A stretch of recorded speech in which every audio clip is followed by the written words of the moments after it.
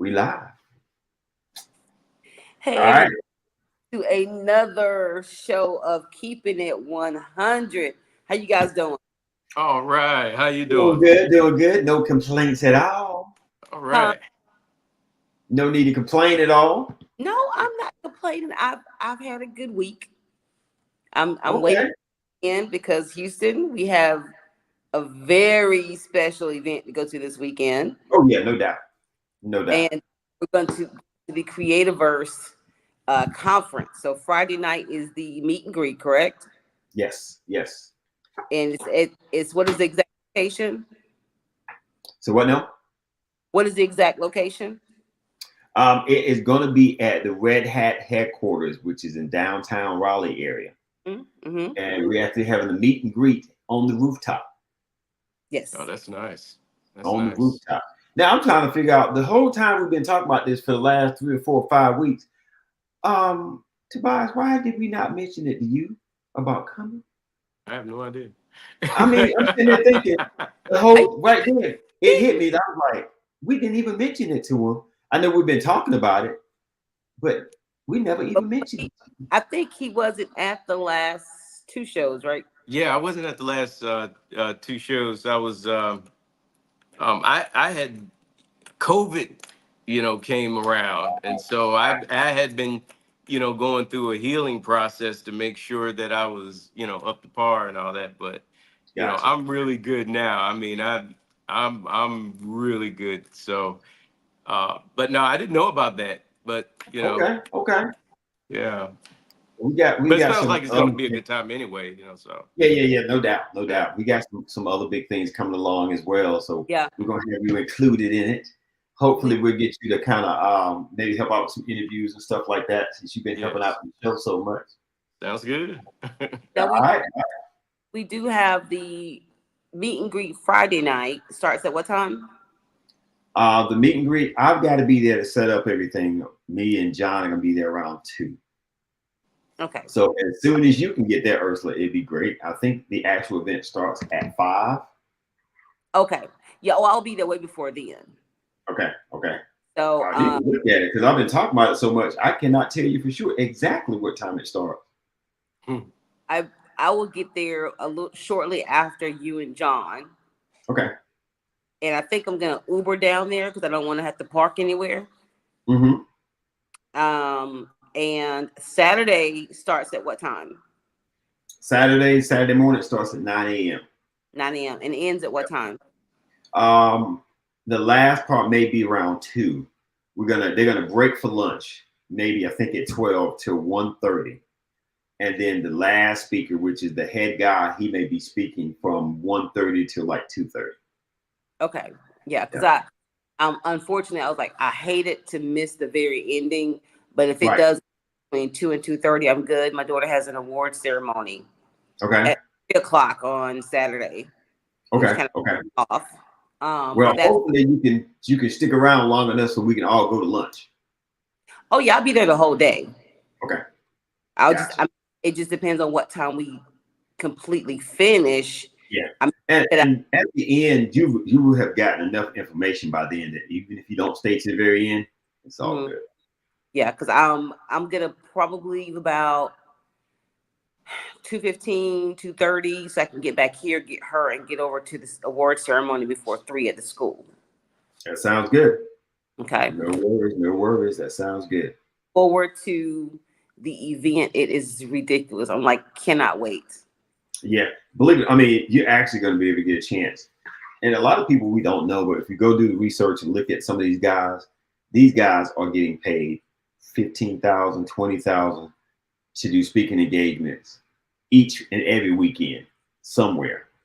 Wow. And they're coming to Raleigh off the strength of Elton Benjamin and what he's trying to do in this area. So they normally get about 20, 25 grand each, and you got 5 different people. That's over $100,000 worth of money, that they missing out on just doing different events. But Yeah. they're coming because they wanted other people to understand about, growing their business, podcast, understanding different things. So You said it, Houston. You like people literally give away make money giving away information. Yeah, yeah, yeah. Because Because everybody, once you get people interested in what you're talking about, then they start getting in contact with you to find out more information. yeah, once they speak at this event this weekend, their followers gonna, they're gonna gain all the followers just from people that came to the event. Oh yeah, oh yeah, exactly, But exactly. other than that, what you guys got going on this weekend? That's gonna be it for me. Well, shout out to the Conley Vikings. Their reunion is Yeah, in. yeah, it is. It's this weekend. Yes, starts on One of our classmates hit me up, and I have to make sure that I send out information to the Vikings that I know, let them know about this weekend. Now, I went to last year's. Uh-huh. Okay, I went to last year's at about the same time. It was a Memorial. I think it was a Memorial Day weekend. As a matter of fact, I went, and there was only one person from my graduating class, and one person from the class two below me, one above me, and then the rest were from like. Now I graduated in '89, so the ones that came were like from like late '90s, early 2000s, and stuff like that. And I'm like, oh man. Well, of course, it kind of it conflicted with the conference this weekend. So I'm like, there's gonna be another conference, another reunion. I'm Yeah, gonna yeah. in October. I cannot miss this conference. But there is the gold and blue to I think it's Saturday There's a night. cruise go right. Is that the cruise? No, You no, no, no. said there's a- The golden blue at the what's it called? 1311 now? The old Max, Oh, Max got a new name. right? It's Everybody still, calls it old it's still gonna be called the Max. exactly. But it's pretty much the Max. it's from 10 to The 2. Max. It's gold, it's the blue and gold. Yeah, yeah, that's the one that So I'll be there at that one. But I So won't they be got one coming up on the in October. In October also, right? that's the cruise. Yeah, that's the cruise. Okay, but the blue and gold is this weekend. Yeah, 10 o'clock Yeah, p.m. right, right, right. Yep. So Yeah, I'll be at that. at the Max. Wow. What Yeah. they call it now, man? It's something else now. I Oh, can't think. 11 or something like that. Yeah, something 11 or something. Yeah. Yeah. I call it drinks are too high, He be playing games, man. Drinks would be one price, and then about a half hour later, they jacked. I'm like, wait a minute, I just paid this much for this. Like, yeah, you got me that first They time. got coming in. The more people that's coming in, I think the more the price is gonna go up. Yeah, Wow. yeah, But that's capitalism at its best. right. And so, but now, again, for anybody who's watching who is interested in going on the cruise, we still do have cabins available. Hit me up on social media. We have balconies, ocean view, and interior. Hint, hint, Houston and Maurice. Mhm. Yeah, I hear you. I hear you. I'm gonna be right here. Houston, I think I'll be in Vegas up. at that time. Set up the Insight TV background and do all kind of interviews, all kind of stuff on the cruise. That's true. Yeah, yeah. That is true. Or we could stream from where we're at, one of the two. Either way, we could find a way to get there. Yeah, I'm just like we could do so much. Uh-huh. I'm serious. Okay, but you know what? I'm gonna leave it alone There you go. tonight. Tonight, there you go. But before we get into our topic tonight, now I know you guys probably don't follow, but the whole Cat Williams literally opened up a a Pandora's box. Yeah. For this year. It's like now nobody gets along. You have Kendrick and Rick Ross against Drake. You have Chris against Quavo. Now you have Shaq against Shannon Sharp. Jaguar Wright against everybody. So I'm like, what is going on in Hollywood? Because something that needed to happen. It was something that needed to happen. And this is like, it's like a two-edged sword, because it needed, anything that's covered up needs to be exposed. Yeah. Okay. I truly admit that. But other than that, these now, does it really? Some stuff just need to stay in the dark. No, something. None of it Some needs to stuff stay in the dark. Stay in the dark. No, none of it. Look, let me tell you, Houston. None of it ask needs to for stay in the dark. forgiveness and talk to the Lord and keep it moving. No, none of it needs to stay in the dark. Because the horrible thing is what if you try to get, when you're trying to get into the business, and because what was left out there in the dark, you find yourself in that darkness with those cockroaches. Then you're gonna be like, wait a minute, I wish I had known. So no, you don't. It didn't need to stay in the dark. It's something dealing with somebody doing something to somebody, or hurting somebody, or abusing someone. Okay, I get that. But stuff like Jada Pinkett and Will Smith, we don't need to know all that stuff and that information. It has nothing to do with us. What part? It's just gossip. It's just their personal life turning to a movie in real life. So I think that's irrelevant. Now, if there's casting couch kind of talk, and you have producers who are abusing kids and things like that, then right. My daughter wants to be a part of the Hollywood scene, and she wants to go to auditions. I need to know that information, because she can't work with that person. Right. So I get that part. But here's the reason why you need to know, based off of that, the reason why you need to know about Jada and Will, because you got to understand, these guys are characters. Okay, their names are characters. It's just like, Charleston White to me is better than Cat Williams, because he tells it all straight up to the point, and he makes it clear the people that most people anyway have been treating like heroes, like Tupac Shakur. You find that these guys are not heroes. There's nothing, they weren't special in the positive realm. They were negative people, and caused more problems than what most people are trying to say help. These guys didn't help anything. So you need to have these informations about these stars, so that way you can do a better job. Now, the people that they're not really paying attention to and not talking about, but they always bringing out negative aspects of them, is like Tyler Perry. To me, he's a positive brother. Okay, his background proves the point. You look at Oprah Winfrey. Yeah, people talk junk about her, but look at her history and look at where she is now. Her background, everything, it proves the point. Whereas you look at people that aren't anywhere, who are even dead now, but for some reason are being glorified. Well, it proves the point that they're not, who's who and what's what. Mixing the point up with, I don't consider Tupac or Biggie heroes. Right. I think that they were geniuses in their craft. I think they were highly talented in their craft. Right. But their life did not emulate anything that I would want my kids to follow. Right.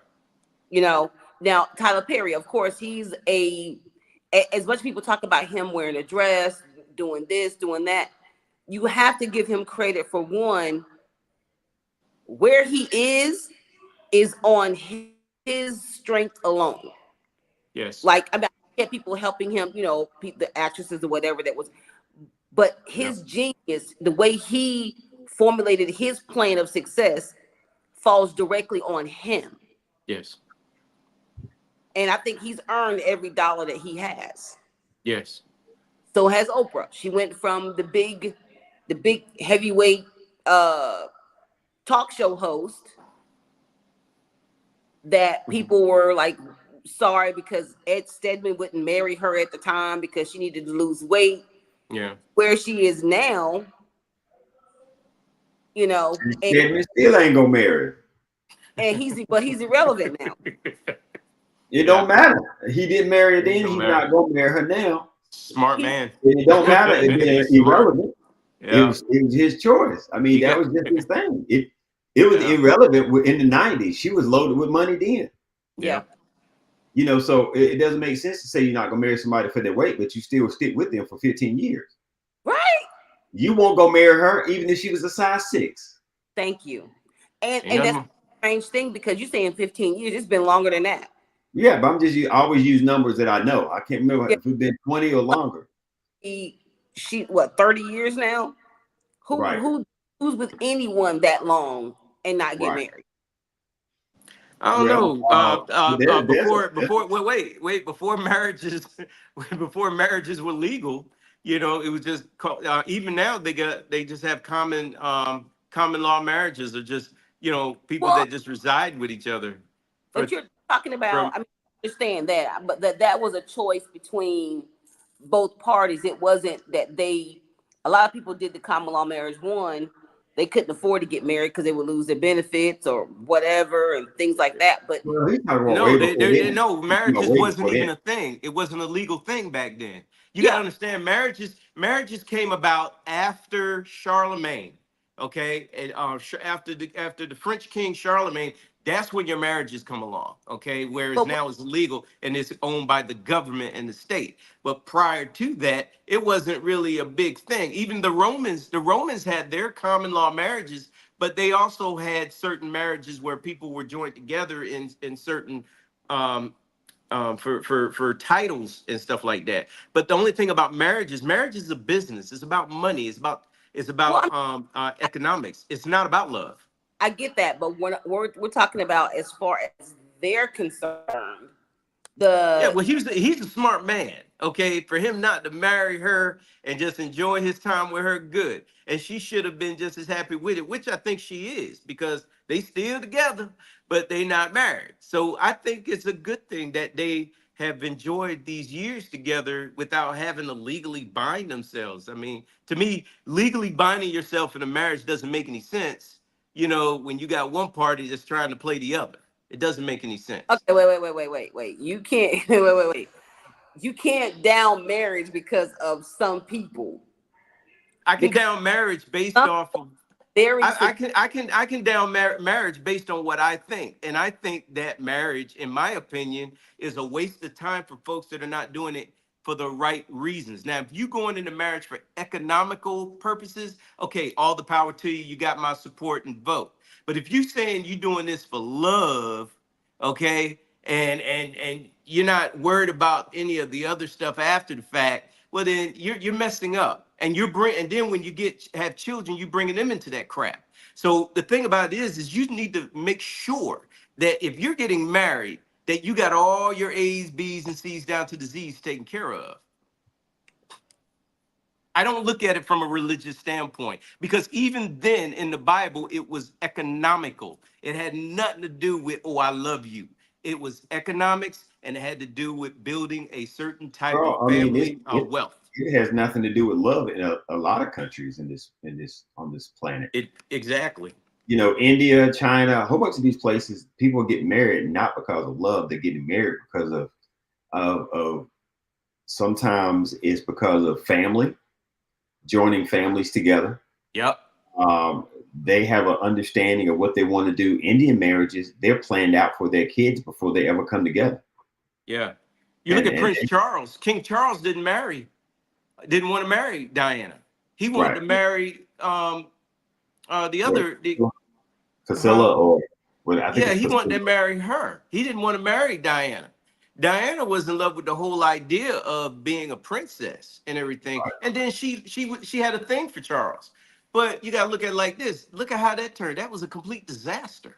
You know what I'm saying? But in the end, Charles ended up with the woman that he loved. I mean, I'll give you one more thing before we move on. But I gotta say this. Love important. I want to say this one more thing though. If you think about it, King Charles's grandfather, King Charles's grandfather, became the king because his older brother abdicated the throne because he was in love with a woman, and the Church of England did not want him. We're telling him, well, if you're gonna be the king, you can't marry her because she's a divorcee from the U.S. and you can't do that. He said, but I love her. We don't care. So he gave up the throne to his little brother for that. You look at all the craziness that comes uh, uh, uh, with marriage. You need to have your priorities straight, because we're not talking about something that's you're not saying you're supposed to be thinking about divorce when you get married. But unfortunately, it's even in the when you go to church and you actually say these rules in front of the priest, you have to give an account for that. And Marvin Gaye said what? He said, when you say that honor, love, and obey to death do you part and all, he says, you're really lying. He says, and you ended up lying to God, because when you break up and get divorced, that means you lied to your God. So I don't get down with marriages unless we're absolutely positively sure. And if you're sure and you've weighed out everything you could possibly weigh out, but realizing that it's economical and business, not about love. I think it does concern love. It does concern finances. So not really understanding how love is not a part of it. I don't think it's a part of it at all. I think it's more we make it a part of it, but feelings, emotional. I think it's feelings and emotions. I think it's more feelings and emotions more than love, because you love your parents. You can love ice cream, but you're not married to it. You can love a car, but you're not married to it. You can love your mom and dad and your children. You're not married to them. So I don't think that marriage has anything to do with love. Talking about a human being. I just said your parents, your grandparents, your children, and you're not married to them. You're only married to this guy or this woman. I love my parents. I'm not in love with my parents. You're not in love with your parents? No, I said I love my parents. Yeah. I'm not in love with my parents. I think why are you not in love with your parents? There's two different things. Explain the difference. I consider being in love with someone, that's someone who I am sexually attracted to, emotionally attached to, physically attracted to. That's a whole different aspect. I love my children, but I was in love with my husband. Now, here's the deal with that. Sounds like in love is worse than love. Well, here's the problem with that. You said that you call in love is someone that you're attracted to, someone you find sexually attracted to. That I want to be not because you can be attracted to anybody. Right. That's what I'm saying. So you can't say that that's the definition of love.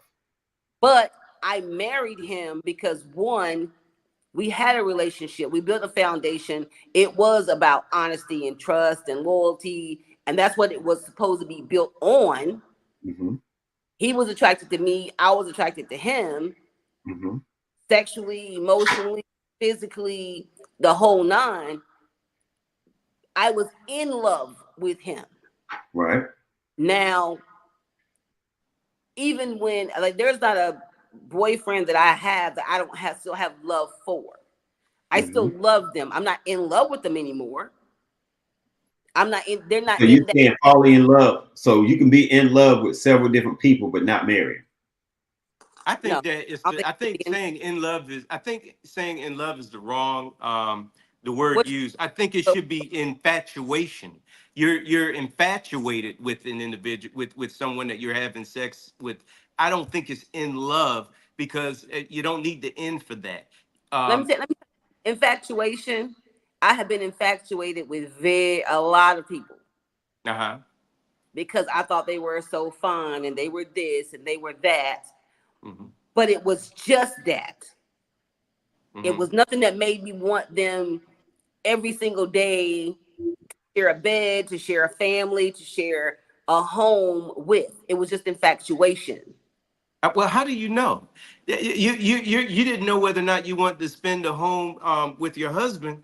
What about other people that you didn't know whether or not you had to spend a home or you want to have a economic relationship with other folks. I mean, how do you know this? You know, here comes this guy, and all of a sudden, what is there some magic that There was makes you no, say, no, it was no all of a sudden. There's no uh-huh, we developed a relationship. It went from he's this and he's that, and I think he's a good looking guy, and mhm, we got to know each other on a whole different level, and we yeah. felt each other then. But it Well, just, when you, oh my God, what would be cool is one of these days that you give a, that you do a whole segment, okay, on that relationship up until now and everything, so that we can have an understanding as to, you know, how your relationship is. That, you know, and that is why I guess I brought up this one about, you know, or asked about the hate, you know, your parent, your mother, you know, why men hate their mothers. Why are there some men that hate their mothers? And who are these men that hate their mothers, you know? And come up with, you know, a segment where you can tell the story about how you became what you say in love, where most people are saying infatuation with your significant other now. That would be a good show because I'm, you know, uh, There. she's not, I can't hear her. She's still talking. I can't hear her. I can't hear you, man. I, There you I, go. would- I would not share my relationship unless the other party would be willing to share his part. Right, right. Right. Right. Right. Only I That's because, a get good. it. That's a good deal. Yeah, that's a good deal. only because I wouldn't want to Yeah. divulge any information that he would not want to divulge. Right, Right. right. So let So me ask you this. Let me ask you this. I can talk about my relationship from my From stand. your standpoint, right? Right. So let me ask you this. You know, I always say this to be messing with you. Let's take you out the equation because see, we're talking in general. Yeah. We when we do these shows, we can't always talk about how we feel and what we think. We need to bring some facts, statistics, and information in here. So you talking about being in love, and that's what marriage is supposed to be about. Do you think that's what's going on now? Ask that again. Do you think people get married for love now? No, some do, some don't. Okay. So Some that do. means you don't. So that means that's not what And, marriage is really about then, well, because what? people are getting married for money. Who's got more money? Who can take care of them? You guys want to make sure that not so much financially, but someone that makes you secure. So there's certain things. Now you can. Now I know people that are in love with a man, but if he won't be able to take care of them and he don't make but $12 an hour, she might not want to marry that man. She in love with him, but she ain't gonna marry him. Okay. And So don't forget the looks. when you make it about finances, then you open the door for those same women that you guys are talking about who say, I asked him for money for lunch and he only sent me $30. He need to be sending me $200. No, Right. we didn't. You open the door for women who are only about No, we didn't open up that door. That They were door already was standing at open the door. way before we got here. We're They just were already acknowledging standing the at the door. door. Okay, well, you're inviting them in. No, How we're we not inviting them inviting in? them in. We're acknowledging the door. Yeah, I mean, that's just like if you see a stick in the road and everybody knows, I'm sorry, an elephant in the road, what, people gonna ignore it? No, you need to acknowledge the fact that there's a pink elephant in the road. So it's just acknowledging the fact of what it truly is. Love is one thing, okay? I don't believe in love. I believe in infatuation. And I don't really think that marriage and that love is all about marriage and marriage is all about love. It is two different things. If that's not the case, if that wasn't the case, then why are we paying out so much money when you get married? Why are you paying out so much money after you get a divorce? You know, I mean, it's economics. It has nothing to do with love. Nothing. I was married for 11 and a half years, and it was the worst 11 years of Right my there, life. right there, right there. Do Yeah. you know think that the experience that you had has formulated your bias towards marriage? No, because when I got married, and I'm gonna be honest with you, I got married for economical reasons because, you know, I wanted to build a huge, I wanted to build a legacy. And because the person that I was married to was also in the military also, and I was in, I was trying to build something and everything. It wasn't about just about love. Love can Okay, come anyway, but anytime. you Uh-huh. just said that it should be for economical reasons. So Right. It you're is for. that just because you do it economically doesn't mean it's going to work. No, it's not. It doesn't mean it's gonna work. You're right. And it doesn't also mean it's not going to necessarily I work if you agree. do it just for love. Exactly. Because True. I've seen people get married. We love will hold us through, love will take us through Yeah. anything. And Yeah. they're both sitting there and are Get it. sleeping in the car together Yeah. because they It's a lost the house. gamble. It's a It's a straight up gamble. gamble. And I've Yeah. seen people come out of that too. Now I do believe two people that are in love and want to work together Mhm. can work out of that situation. Maybe finally get a 1-bedroom apartment and start over and Start be over. okay. But I've seen people that don't have love for each other stick together for years due to Exactly. economic reasons. They were respectful, they got along with each other, and they did okay. But it wasn't necessarily love there. They were okay with it. Because you're gonna fall out of love with people. The person you marry, you're gonna fall out of love with them. Because Yeah. being there day after day after day, you're not always in love. Then you're doing it because you should be doing it then because it's duty. You swore to God, this is the person you're gonna marry, and you're gonna work with them, good, bad, or indifferent. Yeah. Now, 2 weeks from now, or a month from now, 6 months from now, you may feel differently. You back in love with that person because of something Yeah. that happened, or you guys just came to an understanding. But you're not gonna be in love with that person every single day. But you Okay. still gonna have to go through finances. Saturation. Mhm. I have had times where I might not like you at the moment, Mhm. but I still love you. Yeah, I get And that. what I say, and it's hard for me to understand how. And don't get me wrong, I've been there, but at the same time, I am, like I said, friends with all of my exes. Mhm. Because if I loved you at one point in time, how can I turn around and hate you now? Oh, it's easy. People It's No, do so that every day. easy. See, you once again, I get that you're talking about you. Do you think a lot of people do that? I didn't say. Like I said I don't understand. You don't Yeah. understand, and I Don't get get it. me wrong. In the midst of any breakup, of course you ticked off, you pissed off, you hate this person. I Yeah. get it. But at the end of the day, what I did was I had to understand that me and this person made two other human beings. Right. And those two human beings needed both of us. So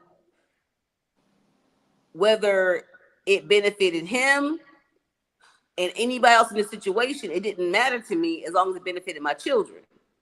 And they get to see us at every event, every holiday. We get along, we laugh, we play games, and they then see that even though this didn't work, their Mhm. family is still intact. Mhm. Mhm. Well, now let me say it like this: the family is not intact, but the Well, family is working together. same thing. Yes, that's what I'm saying. Yeah, I know, but the reason why I said Yeah. that, Working together. make Yeah. sure to make that distinction, is Yeah. because they're not in the same home. They're not still, everybody's got things separately, but they can come together for special events. And I think we should all be able to work that way. Well, I You mean, know, not even special events. We come together.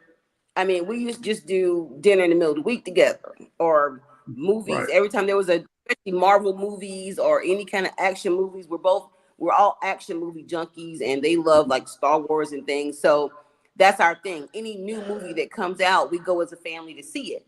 And me and Mhm. their dad, I mean, put it this way, I consider him a friend. Sometimes we Mhm. get Mhm. along, sometimes we don't. Mhm. Right.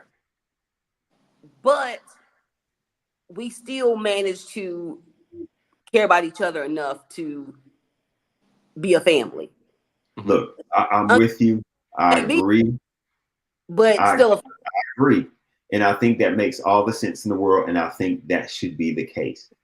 There's just like saying there's only, you only got a few people like Oprah, Denzel. I'm not saying that because they got great relationships. I'm just saying there's only a few people like Denzel, Oprah, Fred Astaire, Michael Jordan. You got a few people. And then you got a few Ursulas. You got a few other people, women that think like you do. And you nope, nope, you ain't got no one Ursula. So, but that's what I'm getting at. But what I'm getting at is you're gonna have people like you that it makes sense to do that. It's great.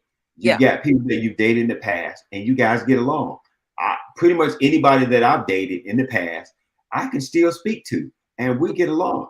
I made sure or try to have it where we weren't at each other's throat. My ex and I, we had that at each other's throat, or at least I was at hers, you know, for certain reasons. And then I let that go. You know what? That's fine. And we moved on. But there are some with baby mamas and dads the same way. They cannot stand him. And he has done nothing different than he did when you met him. Yeah. He was out in the streets, enjoying the streets, playing around. You met him that way. And you thought he was going to change for you, and he didn't. And he wants to come see his baby or come spend some time with him or pick up his son. And because he don't want nothing to do with you, he can't see his son. That makes no sense. I will say this, and to any mom or baby mama or whatever you want to call yourself out there, just because he is was not a good husband, or boyfriend, because 80% are not married. Yeah, not a good boyfriend or parent, partner, or whatever you want to call him, does not mean he's not a good dad. And you know if he's a good dad or not.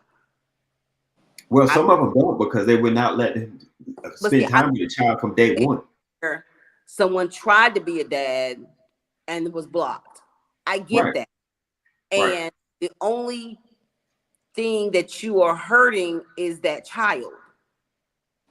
Well, it kind of rounds up to a video that I saw earlier that made a lot of sense about what the subject is tonight when I listened to the lady. And it doesn't necessarily mean that it's Tobias's experience or anybody else on this panel. But the lady mentioned that the relationship, sometimes the mother keeps the child from the dad, or she resents the child because she really didn't want the child anyway.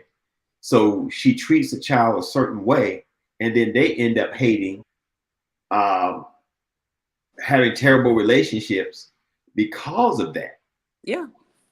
You know, so it strings it along. So when you're keeping your son or your daughter from the dad, and then when he turns 15, 16, and he gets to know his dad and realize everything you told me about my dad, that ain't even true. You said he never came around, but he's showing me text messages from 20 years ago or 15 years ago that he was calling me on the regular, or emails that he sent to you to meet with you. So now you're making him bitter. Yeah. So it's a circle. So until I read a little bit about the subject tonight, I didn't understand how somebody could hate their mother. I didn't understand that.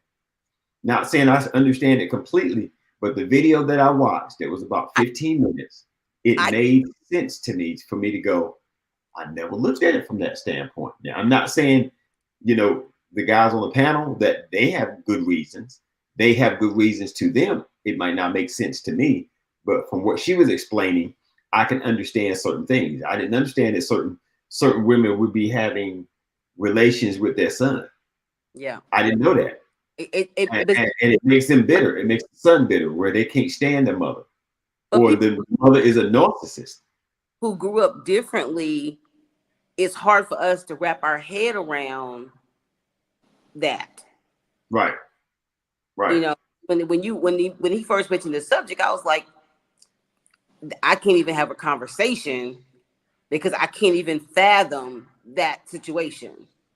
But then Right. I get also there are piggybacking off of um, Michelle's interview that we did Mhm. about how even after everything, she kept trying to build this relationship with her mother, who was just as toxic as her stepfather was. Yeah. And she had to understand, I need to just cut it off completely and be done with it, because there's no good to come out of you being in my space. Right. So I totally understand it now, because I don't care if you have a father or a mother who physically or sexually abused you and never ever asked for forgiveness or changed or tried to make amends or admitted that what they were doing, if there was no kind of forgiveness in that situation, how can you ever have any love for that person? Well, I'm gonna let Tobias speak on this, but let me just say this part. Something this lady said that I was like, I never thought about this. Now, like I said, everybody's different, so they have different situations. She made this comment. She said the first love that a young boy will ever have is his Mm-hmm. mother. Is the very first love. That's how he is going to learn how to love other women. Mm-hmm. It's from his mother. The relationship, the hugs, the kisses, um, helping with the band-aid when he falls, baby, come here, don't you do that. That's the love that you're supposed to have for your mother. But if she has never done that and did not give you that experience, you don't have the experience. So you don't know how to love. That you won't learn it, because it's just like when they say the most important years for a young man or a young lady is what, between the ages of 1 and 8 or one and Yeah. 6, Yeah. is because that's when you learn everything that you're really going to learn, and the rest of it is just added onto it. So Mm-hmm. if you have a mom that has never shown love to you or spent time with you, you have nothing to pull from. Exactly. So So that just, it leads us into our topic tonight, which is men who hate their mothers and why. and And so why. first and foremost, I'm gonna give the floor to Maurice, who everybody knows who Maurice is. Hey, hey. And we're hoping that Jabari is able to join soon. But he did have some obligations that he had with his sons tonight, so we understand. Okay. Um, so now we did have some questions. So first, Maurice, just kind of give us a background on who you are and how you came to fall under that topic. Um, well, I grew up here in Greenville, North Carolina, except for about 3 years of living in Baltimore and then coming back here to Greenville when I was about 8 years old. I was 8 years old, give or turn 9. And I grew up in a single parent household from the age of 4, from 4 or 5 years old up, um, all the way through until even after I graduated. Um, there were 3 of us boys in the beginning. And then after 10 years after the third boy was born, she remarried and had 2 more babies after that. Um, 2 more boys after that. Um, I came to fall up under that umbrella, I would say, when I was about maybe about 9, 10 years old. Um, when I started waking up, or I started, and it's because then you develop a fear. You're scared of her. You're scared to even see her. You're scared to go to sleep at night, because you're waiting for her to go to sleep so that you can go to sleep. Um, there are things Wow. that, yeah, it would be. There were things that she did that as a child I shouldn't have been that knowledgeable to know about, but she would do it. And if I said something about it, okay, I'm in the wrong for saying something about it. Um, the beatings were just a normal thing. I don't know if any of y'all ever seen that video or that movie, TV show, The Walking Dead, but there's one episode where this guy named Negan lines up everybody on the Yes. yeah, Yes. and then he beats the crap out of them with a baseball. Well, that happened to me when to me and my brothers, we were woken up one morning and lined up on the bed with with a Bible in her hand, and like a whole tree on her nightstand, and the beatings came after that. So that didn't help me love religion anymore than that. So you Right. got to understand that the person and then when I became a teenager, right before I became a teenager, a preteen, I found out some stories about I found out something about myself from one of her sisters, and it changed my life. I found out that the man that I thought was my father was not my dad. Mm. But he's, to this day, I still call him dad. I still go see him because he to this day he's a great man. He was a great man when I was a kid. He was a great man now and everything. So I still look at him as dad. And I went out and found my original father, and we had a great relationship. So the men were fine, but all of them said the common denominator was your mother. Now, I don't call her usually my mother. I call her um, the same thing, my egg donor, or the pit that I crawled out of. Um, there's so much hatred for her. It is an emotion, hatred, love. It is an emotion, and they belong to me, and they're mine. And I don't treat anyone worse than the other because each one helps me. Um, but my hatred for her has caused me to be at peace, to finally be healthy, to have more knowledge and understanding of my own children, my own self, other people and their families and stuff like that. But yeah, any questions that y'all have, I'm more than happy to answer. I mean, she's a terrible to this day. She's a terrible person, and I can honestly say this. I didn't start this not talk. I haven't talked to her now since 2000, since the last day of 2019. The last day of 2019 was the last time I said one word to her. One word. She lives right here in Greenville. She's passed me and seen me, but I won't talk to her. I will walk right past her as if she doesn't exist. I don't care to ever have a conversation with her again. When it's her time to go, I'm not going. I don't have no issues with that. I'm at peace with that. My children, I don't discourage them from having a relationship with her because according to two of them, they had a great relationship. She's cool. She's grandma. She does this right. I'm like, well, that's cool. Well, why don't you? That's my business. And going back into why to start doing studies for years to find out why am I this way. Well, Shahrazad Ali, she basically gave me the info as to why I am this way with her.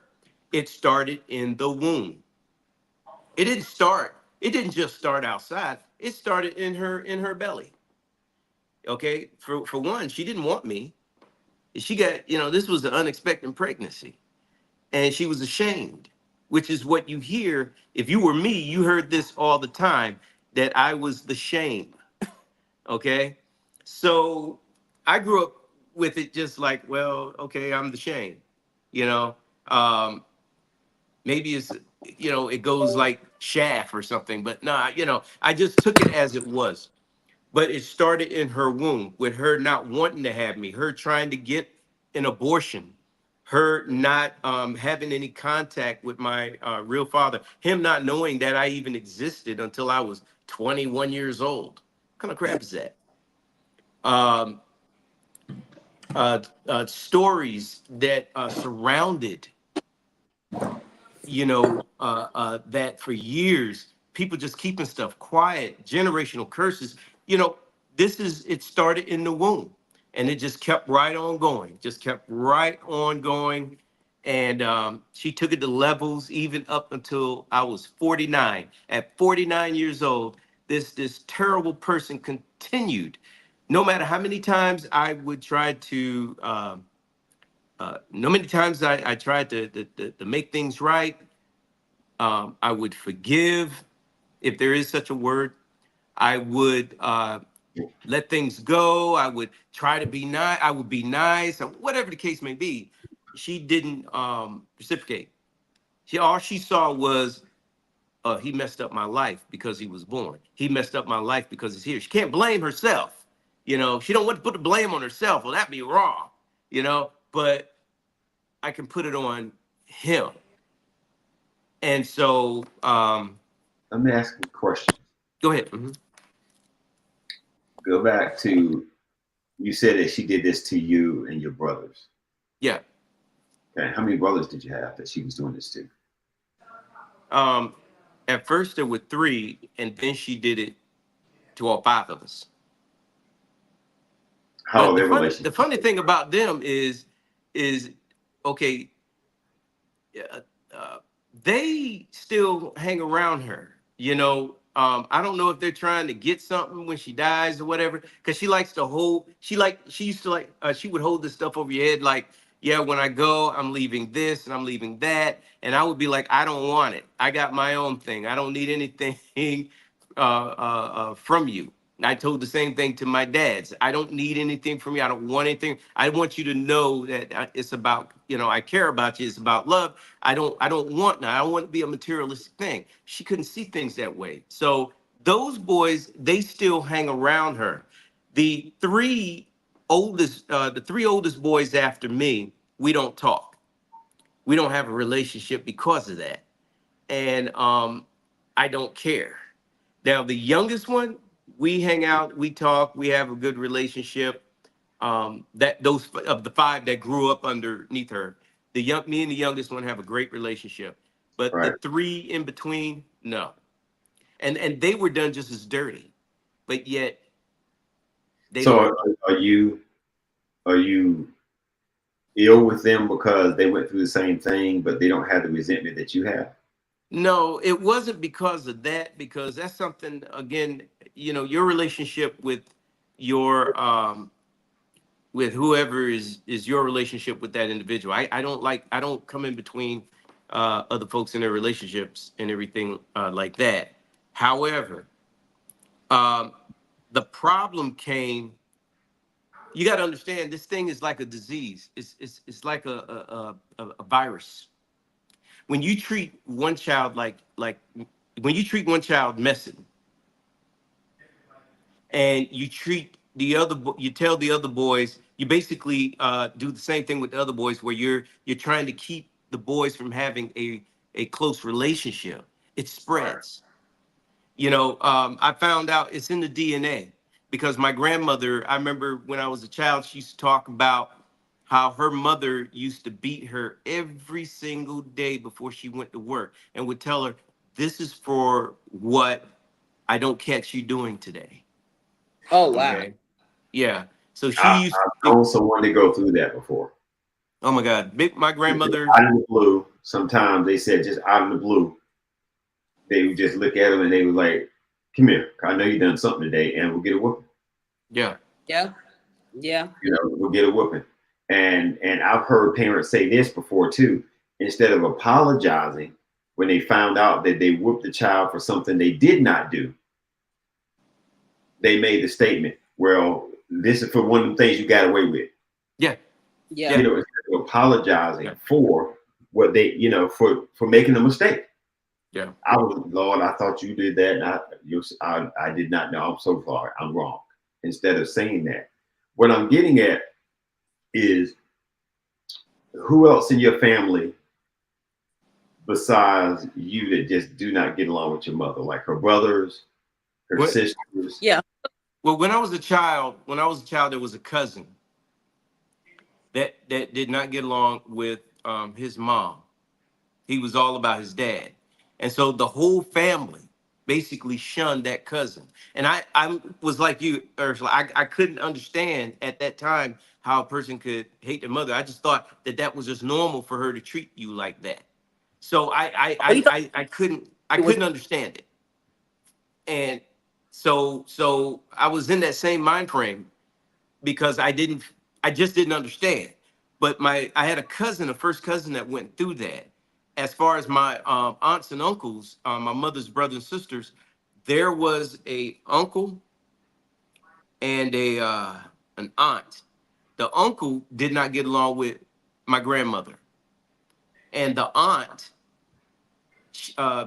his younger sister, my mother's younger sister, she couldn't get along with her dad, with my grandfather. Um, I could understand why they couldn't get along with why the uncle couldn't get along with my grandmother because don't get me wrong, I love the lady, but she had issues. Uh, she would say things that didn't click until after she was until she about 4 years after she had died. I was 20 years. It was stuff that she said that all of a sudden started clicking. Um, and I can remember it as if it was yesterday. And then there were things that people tell me now that they remember because now these folks are gone. But these folks who were there that remember, they tell me stories about what went down back there, and it was like, well, this is how she was. This is what she was about. Me and we'd so be together now if it wasn't for your grandma. Yeah, it's stuff like that. So it's generational. so Um, the question I have is, mhm. seems like your family had a history of one of the other mothers or fathers not being the normal mother or father that most kids would have, and it kind Well, of no, more or less trickled down. Mhm. Huh? no, Say no, again. you're right. Go ahead. Yeah. What you say, Houston? No, no, no. I'm sorry. Go ahead. No, I'm saying it's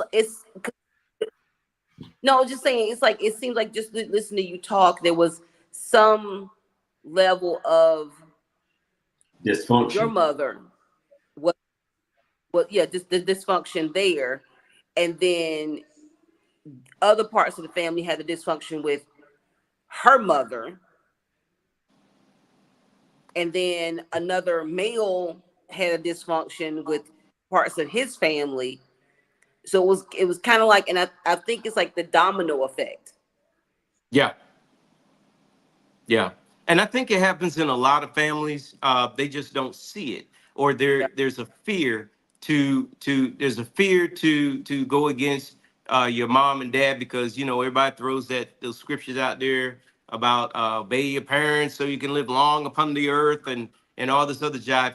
But my thing is that I think most people forget, and I try not to I I try not to forget, but is that yeah, women are human.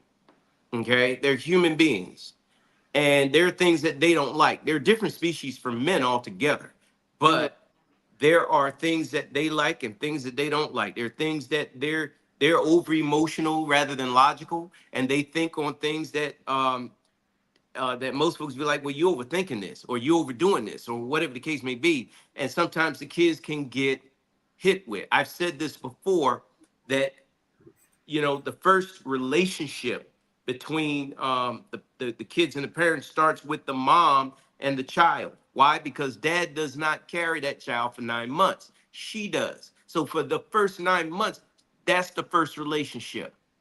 True. The father has to learn that relationship after the fact, and the child got to learn that too. The only cool, good things that come out of that is, one, when the baby's born, it looks like the dad, and two, the first words that come out of the baby's mouth is dad dad, even if there is no dad dad around. Right. So it's easier to form the dad dad word. Right.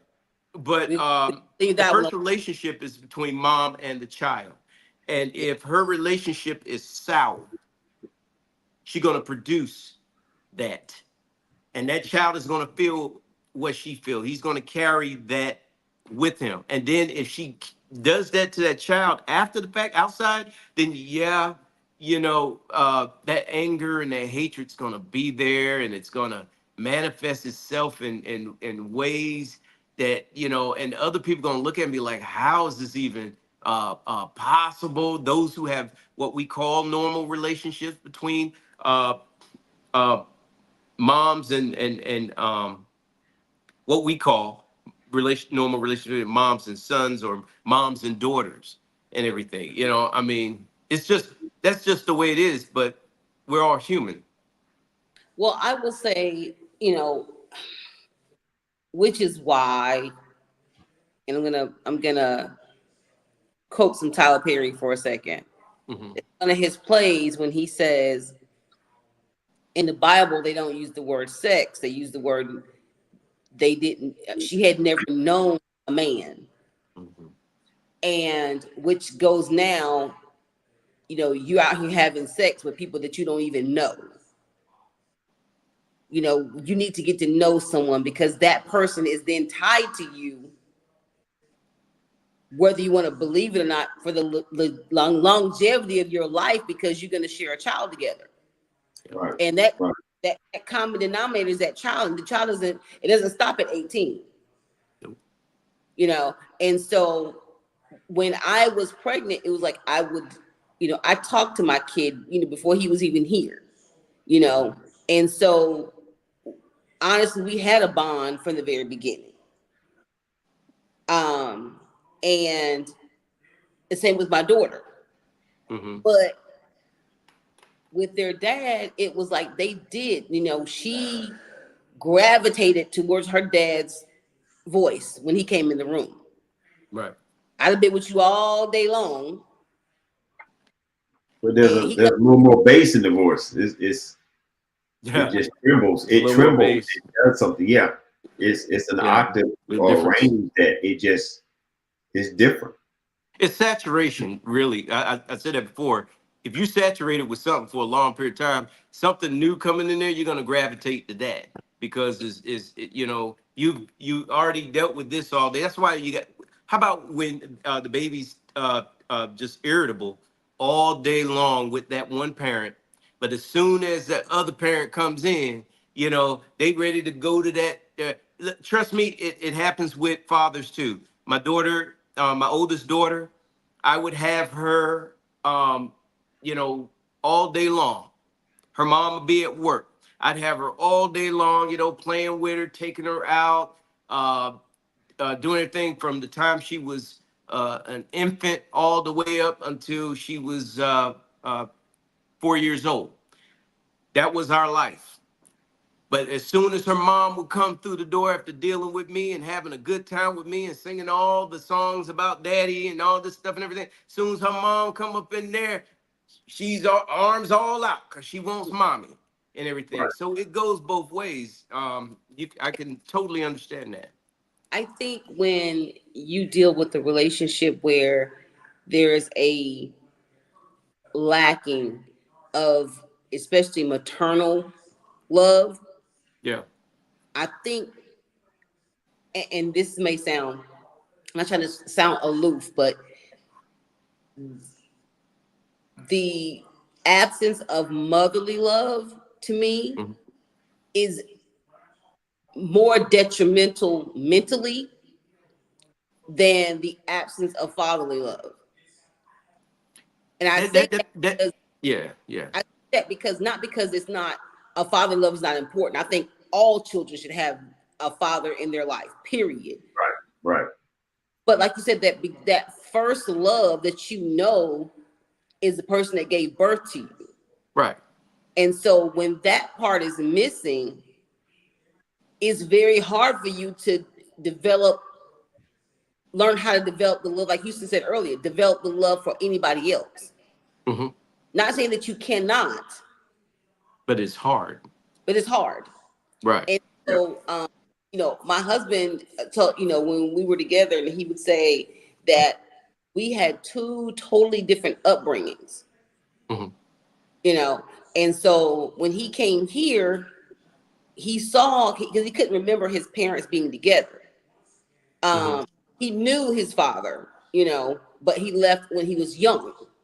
Mm-hmm. And so when he came here and he saw my mom and my dad, it was the first time really that he can remember saying dad.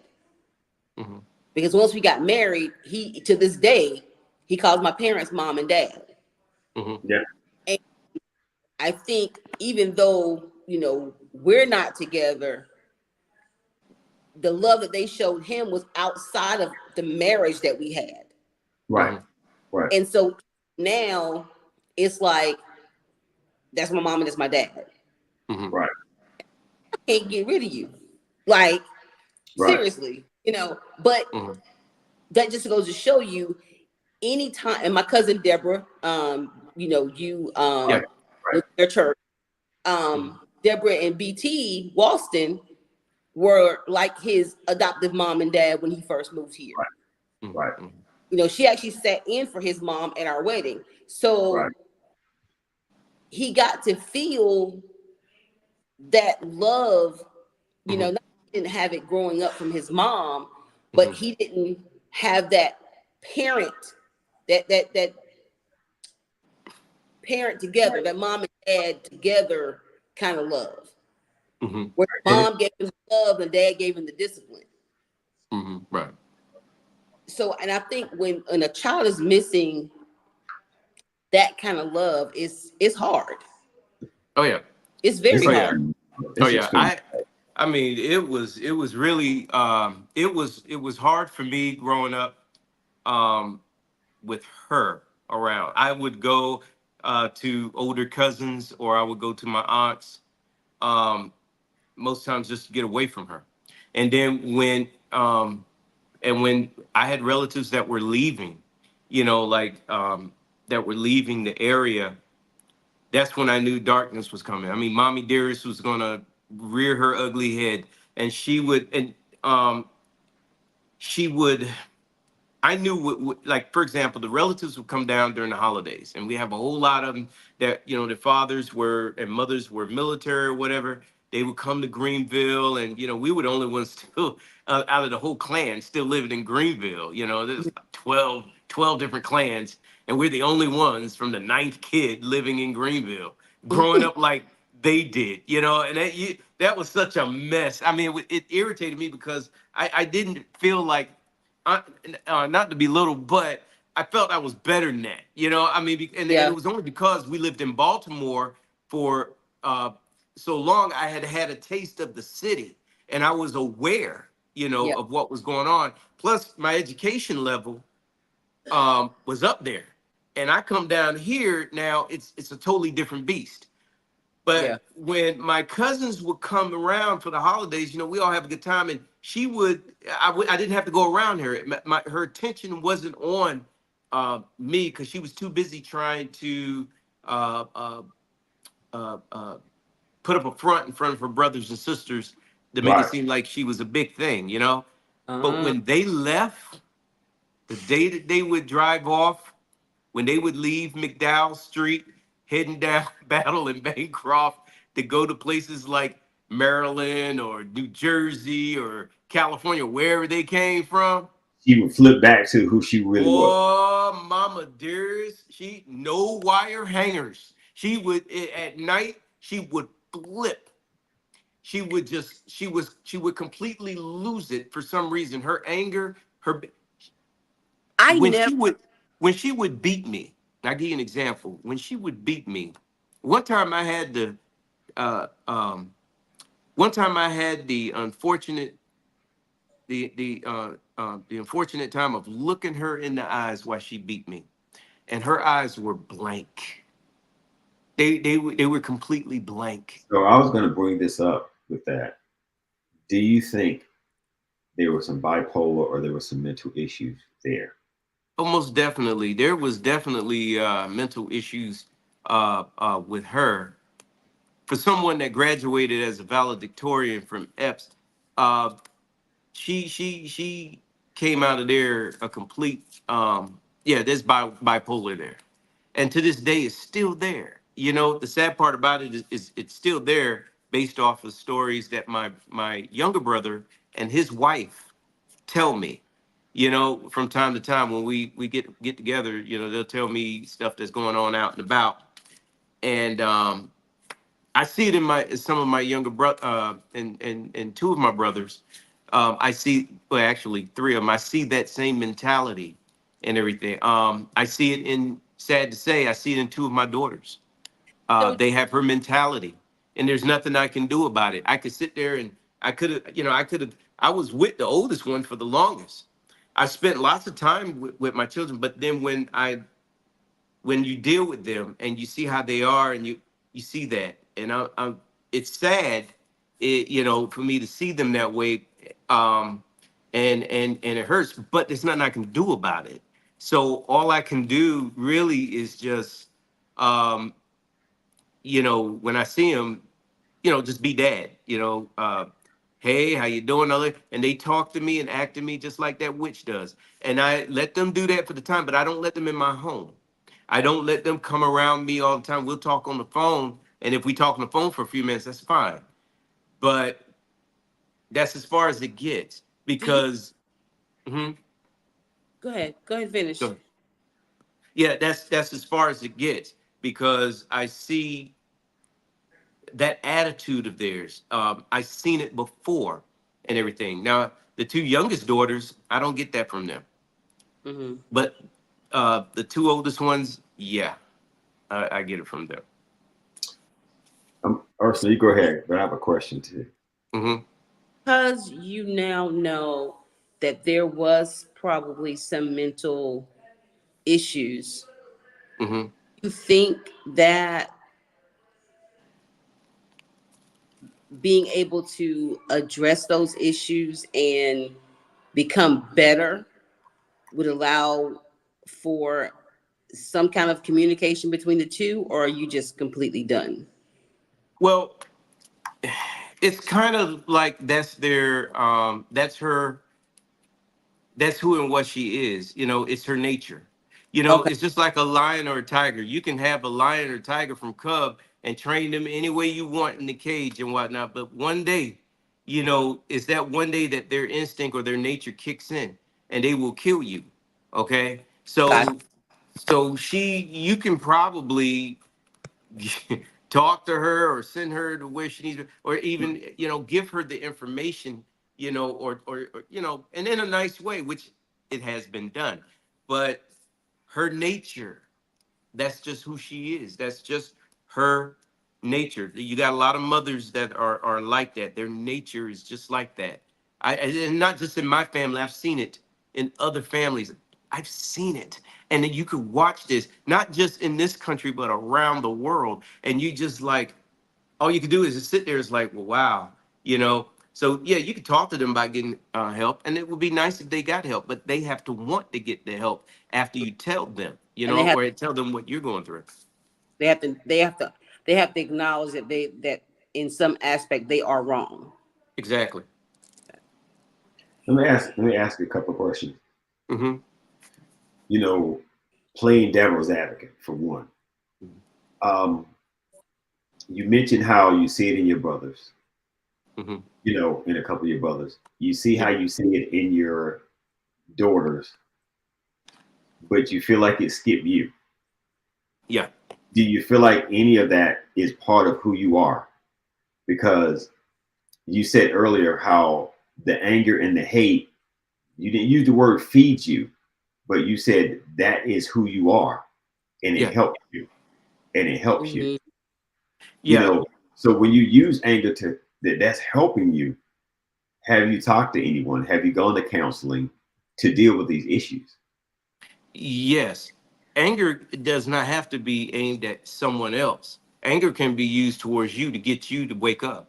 You know, sometimes you have to be mad at yourself to make yourself do what needs to be done.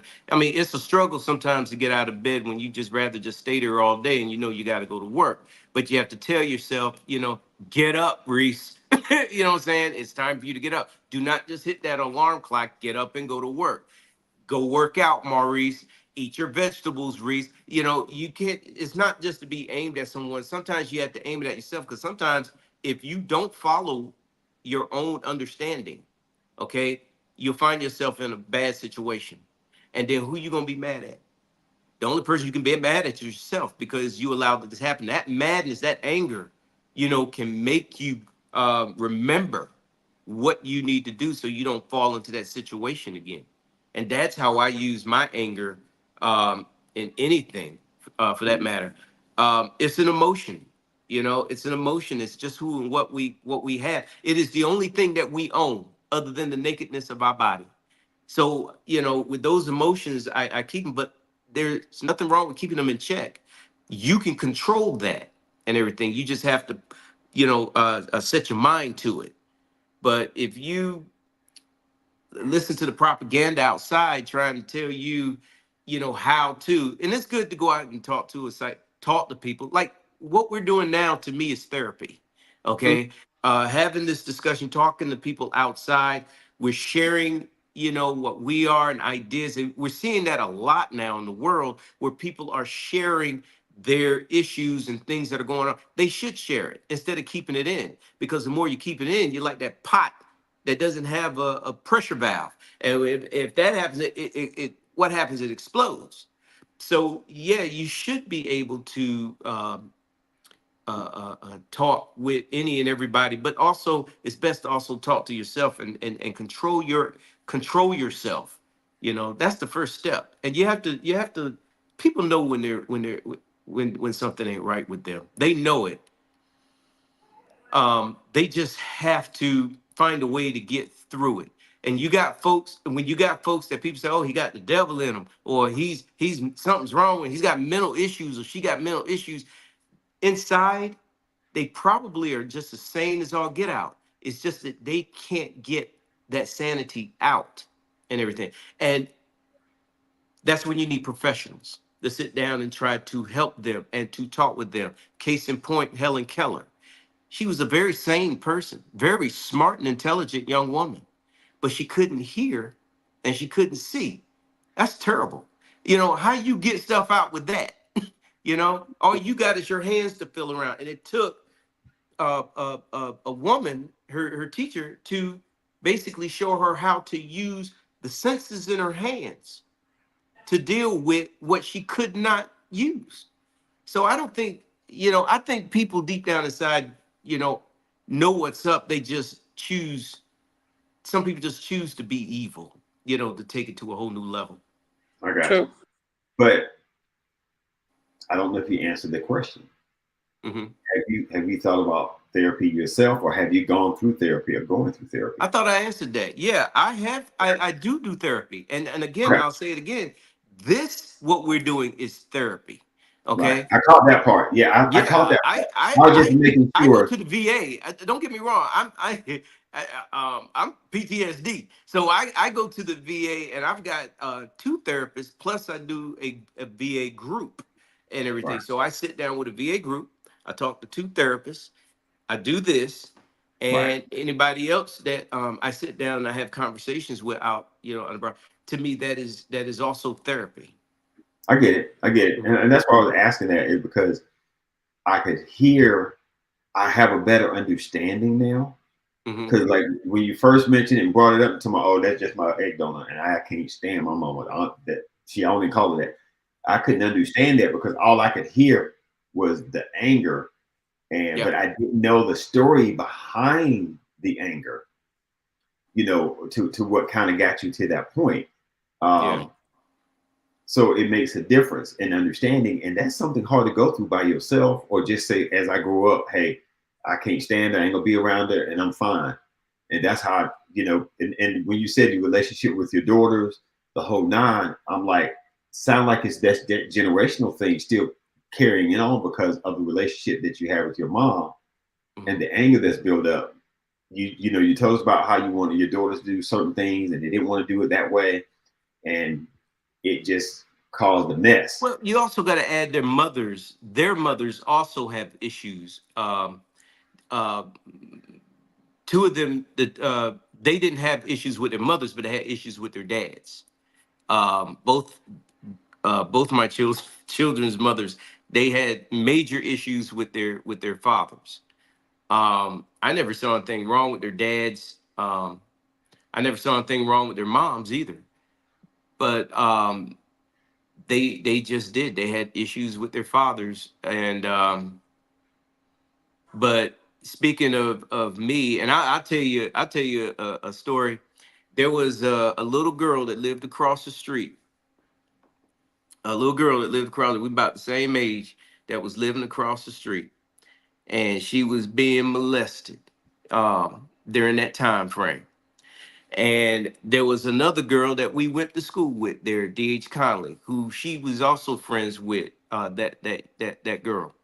She wanted to go over there and say hello to her. But my egg donor, who knew what was going on over there across the street. Now the kids, we didn't know what was going on, but that woman knew what was going on across the street. And she told that girl who was getting ready to go over there, says, no, no, no, don't go over there because her daddy ain't home. I mean, her mama ain't home and everything. It says, okay, but she's, me and her friend, don't go over there because her mama ain't home. So she knew what was going on over there, but she never bothered to do anything about it. And not even a phone call or anything. She knew what was happening, and she didn't bother to intervene. But then again, it's no surprise because, well, she was allowing craziness to go on in our own home and everything. I mean, I'm talking about an individual that marries her own cousin and marries her own cousin, a jailbird. Um, it was terrible growing up there. I couldn't wait. I graduated when I grad 4 days after I graduated from DH Conley. I left for the military um, because I got tired of taking care of kids that weren't mine. Okay, I did not make these children. I didn't make my brothers. Okay, I didn't ask for that responsibility. I was made to work from the age of 13 until I left home. And I was made to pay the electricity. I was made to pay the water bill. I was made to pay the house note and everything, or at least half of it. And when I had money, half of my paychecks, and I worked 3 jobs. If y'all knew me back then, I worked 3 jobs. I drove a school bus for 2 of those years, my junior and senior year. I worked at the mall, and I worked at a Chinese restaurant that was over there at the corner of Dickinson and Memorial Drive. Half my paychecks went to her in that house and no boys. The child support money that that dad, who by the way, he was my stepfather. All right. He was not my biological dad. He was my stepfather, but he made sure that the money came in every 2 weeks. Him and his wife made sure that the money was coming in for us 3 boys. But she would not let me have that money. Couldn't eat the food in the house. I couldn't eat the food that was in the house where I grew up at. I had to find other means to eat and everything. This is from 13 up until I graduated from high school. That's what she did. And the Okay. strange thing about this whole situation, and like I tell my kid, and I tell my kids this all the time, you never know what another kid is going through at home. Yep. Right. That's true. Oh yeah. A kind word to any kid, you know. And I my son, when he was in middle school, I was elementary school, and he saw a kid who didn't have any lunch, Mhm.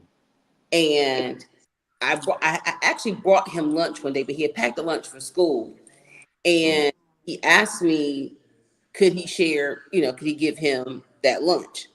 Mm-hmm. Now that kid ended up becoming a good friend of his later on, all because he saw a need in that kid that he met. You know what I'm saying? So Mhm. when these kids and I love people, the kids these days, they tease kids about what they wear, the kind of shoes they have, the kind of phone they have, what they drive, all kind of superficial things, And I went to pick my daughter up from school one day, and there was a young boy, a white boy, and he had his lunch. He had pizza, juice, and something else. And the Great Hall was full of kids. And he came straight from the cafeteria. He came and sat directly in front of the glass door for the building, like the front doors. He just sat down on the floor. He propped up his iPad and started eating. But the loneliness that was over his head was deafening. Like you could tell he had no friends. Mm-hmm. And there were people in groups of conversation around him, but you could just see him, just the space that he took up was so small, but the loneliness kind of just filled that whole area, you know. Wow. Yeah. Wow. Pointed to my daughter, and when she came out, and I pointed to her, and I'm like, remember when I was telling you about a kind word will always help somebody? Mm-hmm. I said, now he could have been perfectly fine. You know what I'm saying? He could have been, just wanted to be by himself for a minute, and he Right. got plenty. I said, but just seeing a kid like that and saying hi, Yeah. hey, how you doing, could mean the difference between that kid just having somebody to show them that they exist, you know. And so what bothers me, I told you about that when we was in interviewing Michelle Harris. Mm-hmm. I saw her daily. I saw Maurice daily. Mm-hmm. We had ROTC together, and I had to inspect uniforms and when we had dress out days and things like that. And I never knew, because of the persona that he had, he was always, him and his clique was together, and they were always laughing and having a good time. So you assume that everybody's living the same life that you live in. Mm-hmm. Right. And it baffles me now how superficial we were back in the day, Mm-hmm. that we were so ignorant that we thought that everybody's life was the same. Yeah. Yeah. Curvin, I gotta tell you, at AG Cox, when I got sent to AG Cox in the half of my fifth grade year, I was lucky enough to have a older stepbrother. I had a stepbrother that was there, and we were both in the same grade. So I was lucky enough to have him there, as well as I had already knew Tootie Mm-hmm. back then. But the guys that I ended up hanging out with, that you ended up seeing me with at Conley, those guys and their parents really looked out for me. They were right there. Now the kids on the outside, there were kids um, that were pretty much jerks. They didn't know us, but they had good parents. But they would, and they had it going on. They had a good life, and older brothers and sisters. They had the Cosby life, if you will. But they would pick on you for the clothes you wore, Mm-hmm. or they picked on you because, well, you ain't got no daddy, or y'all drive a raggedy car, or whatever the case may be, or you too short, or you too yellow. How come you light skinned and how come you yellow and your brother's a dog? How y'all brothers? It was stuff like that we would get from people that had their entire families together. The sad part of, I guess, I don't know if you want to call it sad, but the one thing about it is those Lord, I'm about to curse on the show, but those same guys, those same guys, uh, those same guys that used to pick on me and my younger brothers and everything because of that didn't understand what was going on, behind closed doors that treat me out. I can tell you, one of them, at least, well, some of them are dead. Yeah. And I know of one that's paralyzed, from they've had bad lives. They've had nothing but bad stuff and everything. And they had good parents. They had people that looked out for them, and they got all the good stuff and all that. But yeah, what goes around. Comes around. And I found that even though I was getting the bad end of, I felt that I was getting the bad end of the stick in this life. Why put that on other people? You know what I'm saying? So I would treat them the way I wanted to be treated until they cross me. Now, when you cross, then yeah, you got to stick across the head, or something happened, but that's only for protection of myself. But yeah, the hatred that the anger and the hatred that I have for my egg donor is real, and I understand a lot of people that have that, and I can't judge them, especially when you start hearing their stories, and then you're like, I feel you, I feel you. I don't even know what to even tell you to fix it, because that's the person that they are. They see you as this, and they'll never see you as anything else but this. Right. So there's no need to waste your time with them. You know what I mean? I mean, after a while, after all the beatings that you get from them, and the put downs, and the respect that you don't get from them, and then the recognition that you don't. I'm the first to, and the only to graduate from college out of that genetic line there, that Mm. clan, if you will. you know um I had sent out the invitations, of course, for my graduation. This was back in 2000. This was back in 2006. Okay. And I was told, well, you have a cousin that's getting married the same day that you are graduating from college. And I was like, yeah, I know. Now, but you got the invitation. So, you're going to be there? Well, I really want to go to the wedding. Okay. I said, oh, okay. All right. Well, hey, do what you feel you need to do. If you're going to go to the wedding, go to the wedding. And so, come find out, not only did she not come, but the the brothers didn't come. There was only two people at my graduation. Well, two and a half. I say two and a half. My oldest daughter, my oldest daughter was there for the graduation. Um, my her younger sister was still in her mother's womb at that time, and her mother was graduating the same day we were both graduating together. Oh, wow. So yeah, so Morgan was in her belly going up the there, and my stepmother, my dad's wife, was there. Oh, wow. Nobody else uh came. um Whether it was the military or my high school graduation, didn't come. Um, you got to look at it like this. I just had to realize one day, and it took me to the age of 49 to just say, hey, you ain't got to deal with this no more. You don't need to apologize for Yeah. nothing. You don't need to go see them. You don't need to go around them. Just keep your distance, and do your thing, and quit stressing yourself, because that stress is gonna kill you.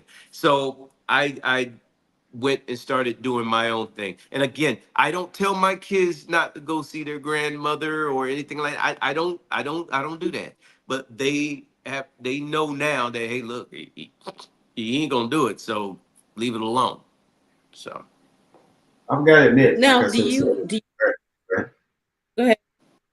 No, I was finished. Go Go ahead, ahead. Ursula.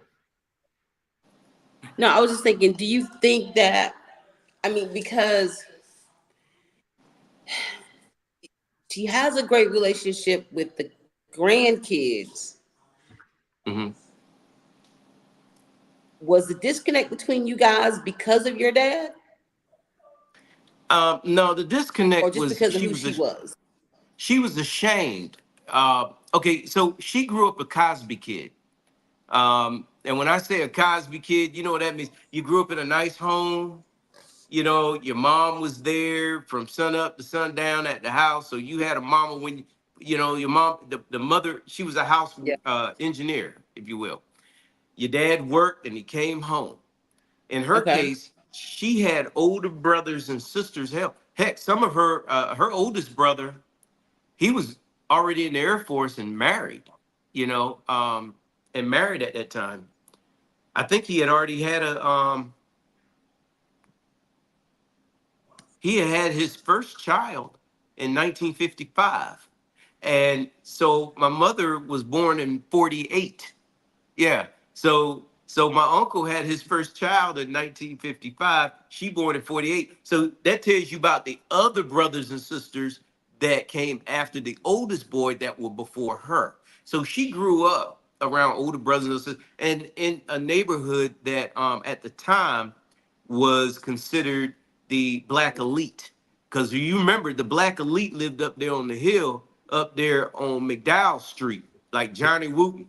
Who doesn't know who Johnny Wooten is? Everybody know who Johnny Wooten Yeah. is. She, they grew up, they lived and grew up right beside the man. Okay, Miss Harris, the school teacher across the street, the Gorhams. Who doesn't know the Gorhams? Lucille Right. Gorham, all that. Who doesn't know the Gorhams? Who doesn't Yeah. know the Hembys? Not to mention, Yep. you know, our family are the Blunts, the Hembys, any Hemby. If you know who, what was it? Calvary, Mount Calvary over there on Watauga, Arthur's Chapel in Bell Arthur. If you know all these churches and everything, Yeah. from there to Pat Tolis and Simpson, all that, who was founded by people like Bishop Sam Hemby, you know, these are her uncles or great uncles. These are big names running around Greenville. So she grew up, you know, around family members living large, getting what she wanted. This is your mother. This is your.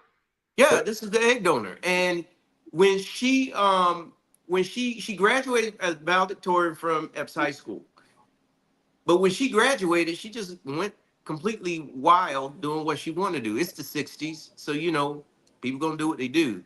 But she gets pregnant. She gets pregnant. Now it's pure shame, and she needs to aim that shame somewhere. So where does she throw it at me? Now today she has friends that will say that, you know, I'm crazy, I'm wrong, and some of her sisters and brothers think I'm crazy, but they don't want anything to do with me. And I'm like, hey man, but y'all the ones that told me these stories. Y'all the one that tells me some of the stuff that goes on. So I just throw my hands up in the air, but deep down inside they know and Right. everything. And Right. but I tell these, I put this information out there for one reason and one reason only, to let other people know you're not alone. Okay, you're not alone in this. If your mom beat you all the time for no reason, or embarrassed you, called you names, belittled you, didn't give you hugs when you needed them, didn't want you to touch her, didn't want you, made you work from as a child up, taking care of her, what she considered mistakes. There's Right. nothing wrong with you. It was never anything wrong with you. It was her. It started in the womb. And when it starts there, ain't but one person at fault for that. And that's her. It ain't dad's fault. Right. You know, it ain't his fault. He ain't carrying this kid for 9 months. She is. And she's supposed to be the nurturer. You know, keeping it real, the mother is supposed to be the nurturer, and the father is goal oriented. Well, you know what? The thing that I find so interesting, um, so we can wrap this thing up. I I totally get. I get it. I totally get it now. It makes a lot more sense. Um, and I can see now, like you said, how someone can kind of go through that. The thing that I hate the most is I can absolutely see how it can change a person. Yeah. I absolutely see how this did not help at all with any religious background that you would want to have because of your upbringing. Mhm. And this is from me being a Christian side. And I can see how the devil has exactly done what he wanted to do to destroy a generation of people. Mhm. It's because when that was cut and she was whooping you guys and beating you guys and had the Bible in her hand, and you said she would take y'all to church on a regular basis or something like that. We went to church every day. I couldn't even get homework done. And she would, not only could I not get my homework done, we get home late at night. I would go to her and be like, I need to get this homework done. Well, you should have done it before we went to church. I said, but when we got home, you told us to get dressed to go to church. Well, you wake up early in the morning and you figure it out. It was always you figure it out. You Right. figure it out. You do it. So But of course that caused problems in school. Right. But that's what I'm And getting then at. you That's get a what I'm getting beating. You get a beating if the teacher called your house and said you didn't do your homework, Didn't do your or you homework. ended up with bad grades. And my son went through the same thing with his mother. She did the same thing to him, dragging him to church. But you got to understand, this stuff is in the Bible also. You think of what the women did, from the Garden of Eden, from Sarah playing games with her handmaiden, making her sleep with her husband and everything, so that here comes a baby. And then when Sarah finally gets a baby, she now wants to kick that baby out, the only world he's ever known. Now he and his mama kicked out into a wilderness. What does that say about a mother? Right. So Right. you got to look at these examples that these folks have been getting for years. Examples that say this is not what to do. But instead, they're choosing the example of what they want. Oh, Sarah was a good woman because she did everything for her family. No, she didn't do everything for her family. Neither did Rachel. She didn't do what she was supposed to go play games with Jacob and Esau. No, I'm sorry, Rebecca. Rebecca gonna play games with Jacob and Esau. Is supposed to go to Esau, but she gonna make Jacob be like Esau, and then because the daddy was blind. Look at all the games that are being played. That's in your Bible. So, and that's what I'm getting at. I can see how it has destroyed certain parts, but then I'll sit here and listen. This Bible inside and out. Oh yeah. I wouldn't be You able know to this talk Bible about. inside and out. So, and I can see how it can be changed because she drugged you to church the whole nine, but you still got the word in you. So I hear it when you start telling these stories, but you see it from a different perspective now. So what I would like to say is hopefully, in time that the peace that you need, and not saying that you don't have it now, but I can still see some of the anger from, the things that's happened, which makes sense. But that peace will be there at some point because you're quoting stuff. You're quoting stuff that people need to hear. You may see it differently, but if she didn't make those, sometimes, now I don't know it well enough, but if they didn't write it in the Bible and these mistakes she made, it also caused other chain reactions that turned out for the good. The same way that it has done with your mother, or your egg donor, as you call it. I think at the end of the story, it's going to be turned for your good, and it has. And by you telling this story, and that's not even really want to do this tonight, it'll open the door for someone else. Yeah. So that's what I'm praying for, is that you just sat there and named 3 women off the top of your head and stories about them that lets me know the thing is what needs to be planted in you is in you. But this whole thing of what happened in your past is not holding you back, but it's a stick. It's a stigma. It's something that is there. So I see it. I will say, sorry, I got kicked out for whatever reason. We're gonna wrap this thing up. But I will say this, and Houston, you said it. You just said it, and I've been thinking this the whole time, even before the show. But he has the word and the knowledge all up here. Yeah.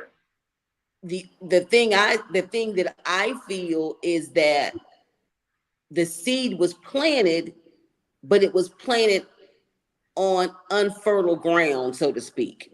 Right. Your mother did not plant that seed on fertile ground for it to grow, and she didn't nurture what she was trying to put in you. She, in Right. total opposite, because of the way she treated you, I think it, and she treated you that way while still trying to manifest herself as a Christian. Mm-hmm. Right. Mm-hmm. But you know, we see that a lot too. But go ahead. Mm-hmm. Mm-hmm. Yeah, because people. She got kicked out She again. got kicked out again. Yeah. We're gonna wrap this up, but you know, I know what she's saying. Yeah. The way your mom did it was completely wrong. She was taking you to church, but then come home and beat you guys. That makes no sense. Exactly. But you know what? We see this all the time in churches.